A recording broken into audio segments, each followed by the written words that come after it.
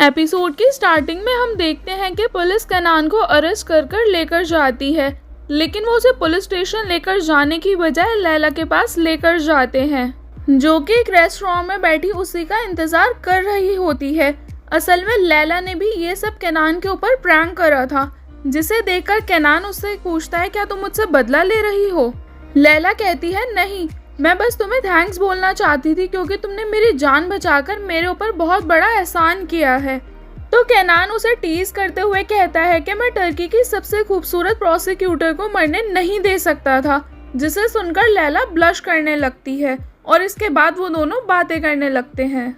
जहां केनान लैला से पूछता है कि अगर मैं तुमसे कहूँ कि मुझे तुमसे प्यार हो गया है और मैं तुम्हारे बिना नहीं रह सकता, तो तुम्हारा क्या जवाब होगा? जिसे सुनकर लैला उससे कहती है कि मुझे लगा कि बस तुम मेरे साथ हैंग आउट करना चाहते हो या फिर कोई फिजिकल अट्रैक्शन है, लेकिन केनान कहता है कि मैं तुम्हारे बारे में कभी भी ऐसा नहीं सोच सकता। पर लैला उसे जवाब देते हुए कहती है कि मैं जिस लाइन में हूँ ना, वहाँ तरह तरह के केसेस देखती हूँ और लोगों से मिलती हूँ, जिससे मुझे यही अंदाजा होता है कि जब आपसे कोई कहे कि उसको आपसे प्यार है, तो इसमें उसका कोई ना कोई मकसद है, क्योंकि प्यार कहाँ नहीं जाता, उसे फील करना पड़ता है। तो केनान कहता है, लेकिन बिना बोले कोई कैसे समझेगा? लैला भी कहती है कि सब समझ जाते हैं, बस समझने के लिए दिल होना चाहिए। दूसरी तरफ हम देखते हैं कि लैला के डैड बहुत परेशान होते हैं और ये देखकर लैला की मॉम उनसे पूछती हैं कि जब से लैला यहाँ से गई है तुम फोन में बिजी हो, क्या कोई बात हुई है? लैला ने कुछ कहा है? मिस्टर इकराम कहते हैं, नहीं, ये बहुत पुराना मैटर है, 25 से 30 साल पुराना। तो शाहीन उनसे पूछती हैं, क्या लैला को इस बारे में कुछ पता चल गया है? तो मिस्टर इकराम कहते हैं कि इससे फर्क नहीं पड़ता क्योंकि आज उसकी कॉल आई थी। फिर शाहीन भी कहती हैं कि ऐसा कैसे हो सकता है, उस बात को तो कितना टाइम हो गया। मिस्टर इकराम कहते हैं कि उसे वो बात याद है, और तुम्हें क्या लगता है कि अगर उस बात को इतना टाइम हो गया तो वो लोग हमें इतनी आसानी से जाने देंगे? और अगर वो बात सबके सामने आ गई ना, तो हम मरकर भी अपना पीछा नहीं छुड़ा सकते। और ये सब सोचने की वजह से मिस्टर इकराम हाइपर हो जाते हैं, जिस वजह से उनकी तबीयत खराब हो जाती है और उन्हें हार्ट अटैक आ जाता है और फिर सब उन्हें हॉस्पिटल लेकर जाते हैं।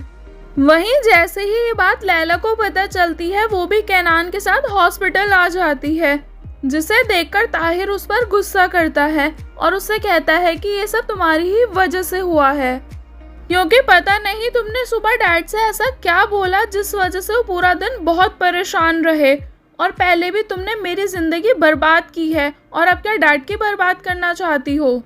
तो लैला कहती है कि मैंने तुम्हारे साथ गलत नहीं किया, बल्कि तुमने खुद अपने साथ किया था और मुझे उस बात का बिल्कुल भी गिल्ट नहीं है। जिसे सुनकर ताहिर भी वार्निंग टोन में उसे कहता है कि तुम्हें पछतावा नहीं है ना, तो मैं तुम्हें पछताने पे मजबूर कर दूंगा मिस प्रोसिक्यूटर। और इसी वजह से वो सब आपस में लड़ने लगते हैं, जहाँ केनान वहीं खड़ा ये सब देख और सुन रहा होता है। फिर केनान लैला को लेकर वहाँ से चला जाता है और उसको उसके घर ड्रॉप कर देता है कि तभी उसके पास इद्रीस की कॉल आती है, जिसे सुनकर उसकी पर्सनालिटी एकदम से फ्लिप हो जाती है और वो केनान से दोआन में बदल जाता है और उससे कहता है कि मैं आ रहा हूँ। उस पागल केनान की वजह से मेरा सारा टाइम वेस्ट हो गया, वो अभी तक उसी प्रोसिक्यूटर के साथ था। इधर लैला भी अपने फ्लैट में जाने की बजाय वहाँ बाहर बैठकर रो रही होती है, जिसे वहाँ आती हुई यास्मीन देख लेती है और वो जल्दी से उसके पास जाकर पूछती है क्या हुआ। तो लैला उसे रोते हुए बताती है कि मेरी फैमिली हर चीज का जिम्मेदार मुझे ही मानती है, मुझे वापस इस्तांबुल नहीं आना चाहिए था क्योंकि वो लोग मेरे बिना ही खुश रहते हैं, और देखो मैं कितनी मजबूर हूँ, मेरे डैड हॉस्पिटल में हैं और इसके बावजूद भी मैं उनके पास तक नहीं जा सकती। इसके बाद हम देखते हैं कि इंस्पेक्टर रफीक लैला को कॉल करते हैं और बताते हैं कि हमें उस कातिल का पता चल गया है और मैं अपनी पूरी फोर्स के साथ वहीं जा रहा हूँ। दूसरी तरफ दोआन केनान के कपड़े चेंज कर अपने रियल गेटअप में आ जाता है और ये देखकर इद्रीस उससे कहता है कि तुम्हें केनान के घर जाकर सोने तक का वेट करना चाहिए था, क्योंकि जब सुबह वो सोकर उठेगा तो उसे कुछ याद नहीं आएगा, जिस वजह से उसे शक हो सकता है। तो दोआन कहता है कि मेरे पास इतना टाइम नहीं था। फिर इद्रीस उसे बताता है कि तुम्हारे डैड मुझे ढूंढ रहे हैं। ये सुनकर दोआन कहता है कि वो मेरे डैड नहीं हैं। तो इद्रीस भी कहता है कि जो भी है, लेकिन उन्हें ये डर है कि उनके ढूंढने से पहले कहीं मुझे पुलिस ना ढूंढ ले, क्योंकि उन्हें ये बात अच्छे से पता है कि तुम मेरे पास ही आओगे जैसे बचपन में आते थे। तो दोआन कहता है कि आपके अलावा मेरा और कोई नहीं है। फिर वो दोनों कार लेकर उसी आदमी के पास चले जाते हैं जिसे उन्होंने किडनैप किया था, और वो आदमी इरफान दोआन से अपनी जिंदगी की भीख मांग रहा होता है।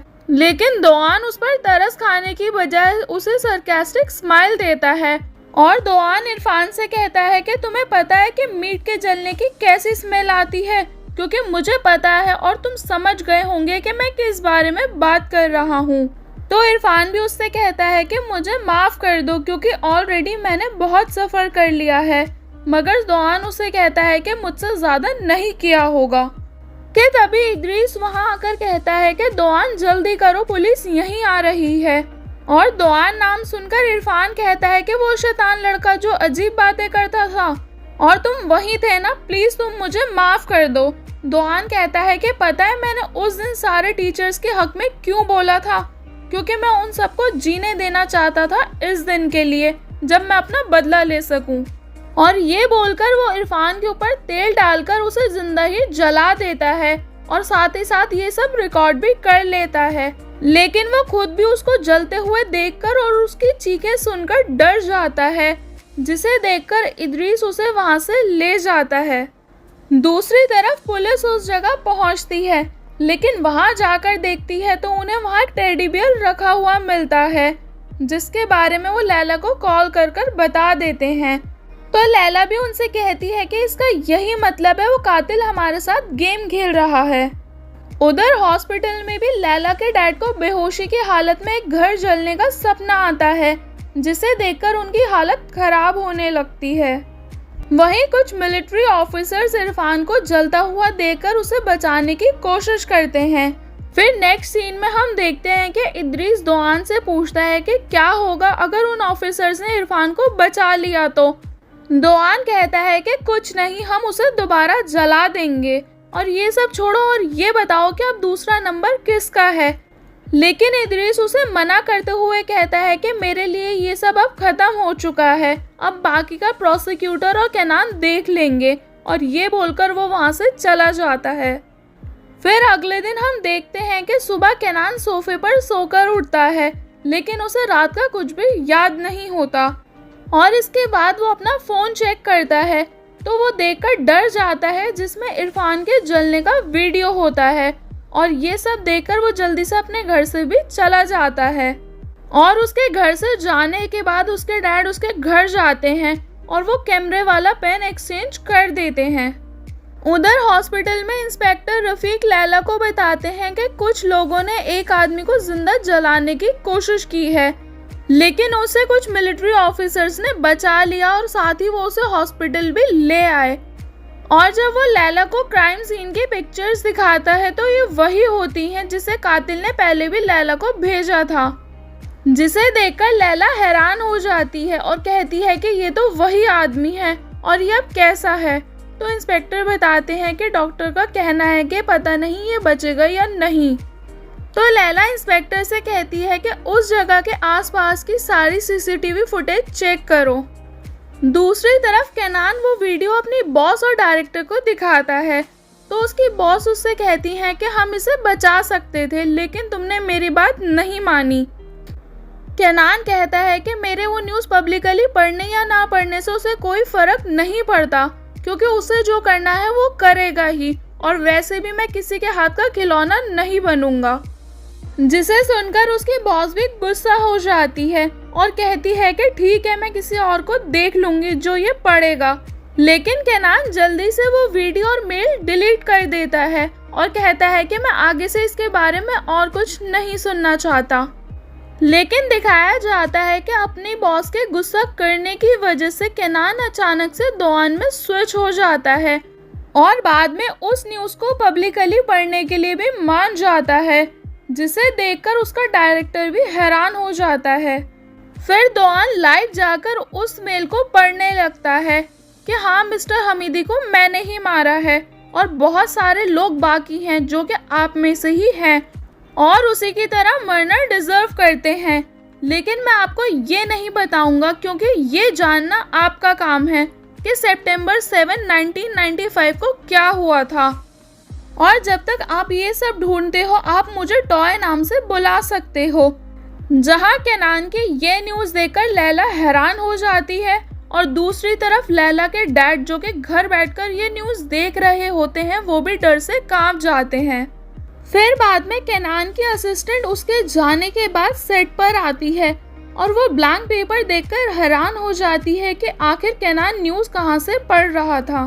फिर नेक्स्ट सीन में हम देखते हैं कि केनान के डैड के पास इदरीस की कॉल आती है और वो उन्हें अपनी लोकेशन बताकर उन्हें मिलने के लिए बुलाता है। और वहाँ पहुंचकर केनान के डैड उससे पूछते हैं कि तुमने मुझे यहाँ क्यों बुलाया है। फिर इदरीस उनसे कहता है कि पहले ये बताओ कि तुम मुझे क्यों ढूंढ रहे थे और पूछो क्या पूछना चाहते हो। तो केनान के डैड घबराते हुए उससे पूछते हैं क्या वो वापस आ गया है। तो इदरीस कहता है हाँ। फिर तौरान कहते हैं कि इसका यही मतलब है कि मिस्टर हमीदी को उसने मारा है। इदरीस बताता है हाँ और वो आगे भी ऐसा ही करेगा और अगर दोआन पकड़ा गया ना तो उसके साथ साथ केनान भी जलेगा। और साथ ही कहता है कि उसी ने ही इरफान को भी जलाया है जो कि तुम्हें बहुत ही जल्दी पता चलने वाला है। और ये कहकर वहाँ से चला जाता है। दूसरी तरफ लैला भी केनान से मिलने उसके ऑफिस जाती है और उस पर गुस्सा करती है कि तुम ऐसा कैसे कर सकते हो क्योंकि तुमने ऐसा कर कर कातिल का साथ दिया है और तुम्हें पता है उसने अभी एक आदमी को जलाकर मारने की कोशिश भी की है। तो दोआन कहता है हाँ मुझे पता है, मेरे पास भी फोटोज आई थी। ये सुनकर लैला उसे बताती है कि वो किस्मत से बच गया क्योंकि मिलिट्री ऑफिसर्स ने उसे देखकर हॉस्पिटल में एडमिट करा दिया था। ये सुनते ही केनान गुस्सा हो जाता है लेकिन वो कंट्रोल करते हुए लैला से पूछता है कि अब वो कहाँ है। मगर लैला उसे नहीं बताती और कहती है कि ये मेरा सवाल नहीं है, मुझे बस ये जानना है कि तुमने ये सब क्यों किया। और ये बोलकर उस पर गुस्सा करने लगती है। तो दोआन उससे कहता है कि तुम गुस्से में भी बहुत अट्रैक्टिव लगती हो और जल्दी से उसे किस कर लेता है।